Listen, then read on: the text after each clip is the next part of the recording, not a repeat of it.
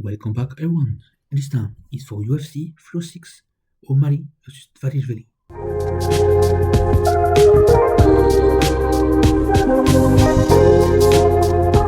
As usual, I'm going to talk only about the main card. This time we've got 5 fights.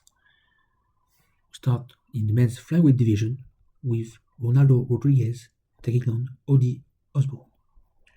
And as it is a Riyadh season Noche event, it's UFC Flow 6, but it's the full name, it's like Riyadh season Noche or something like that. Anyway, there are going to be a lot of Mexican fighters. And so kind of a tribute or something like that. And for that reason, I may pick Mexican fighters over some, the opponents, just because it's an event scheduled for them.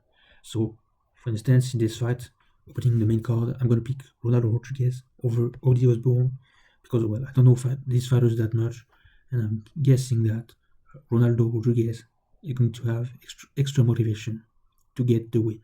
So, he's going to get the win by decision. That's my pick. Next, we go to the lightweight division with Daniel Zeluber taking on Esteban Ribovic. I don't know how to pronounce that. Daniel Zeluber to get the win, probably by finish. He's an excellent fighter.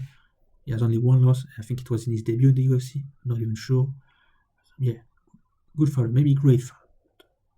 Just starting off in the UFC, I guess. Like maybe 3 or 4 fights already. Having this momentum build. So Daniel Zeluber to get the win by a knockout. Round 2. Next, we move down to the men's featherweight division with number 3 ranked Brian Ortega taking on number 13 ranked Diego Lopez. This one is tough. Many is going to be like, yeah, but maybe Brian Ortega is good, but it's not Diego Lopez. No, he has more experience than Diego Lopez. He has been in more pressure fights than Diego Lopez. So yeah, he's not Diego Lopez. He's not younger than Diego Lopez, that's for sure, but he has more experience. He has more experience under pressure. He fought for title. That's not what Diego Lopez did. He barely recently make his way to the top 50. So Brian Ortega to get the win by decision. But I would not be surprised if there's a submission from either one of those fighters. Next, this is actually the co-main event, a 5-round fight taking place in the women's flyweight division and for the women's undisputed flyweight title. So we got the champion Alexa Grasso taking on number 1 ranked Valentina Shevchenko. And this is actually the 3rd time these two face each other. Yeah. And I'm kind of upset because there's a fighter whose name is Manon Fiorot waiting for a title shot because she has been the number 1 in the flyweight division ever since, 2022, and we're in 2024, and the end of 2024. Clearly, literally in the middle of 2024, of September of 2024, sorry. And still, she doesn't get this title shot. I don't understand why, because it's a trilogy fight, okay, but in women's, how many trilogy fights happened in women's division? How many? Not much. So I'm kind of happy that it happens, but I'm kind of sad that it happens because some other deserve a title shot. And maybe this is a recurrent thing in flyweight division, because in the men's flyweight division there was not just a trilogy between champion and contender, but a quadrilogy. There have been 4 fights. 2 fighters face each other 4 times. And in the women's flyweight, it's now 3 times. There are some other fighters that deserve better and a shot at a title. So for this one, I'm going to predict Alexa Grasso to get the win by decision, and I'm hoping, even if I'm wrong, that we move on and there's not a forced fight between these two. Next, we actually go to the men's bantamweight division. This is a main event, of course, a 5-round fight, and for the undisputed bantamweight title, we've got Sean O'Malley, the champion, taking on Merab Dvalishvili. Sean O'Malley is going to win. No surprise here.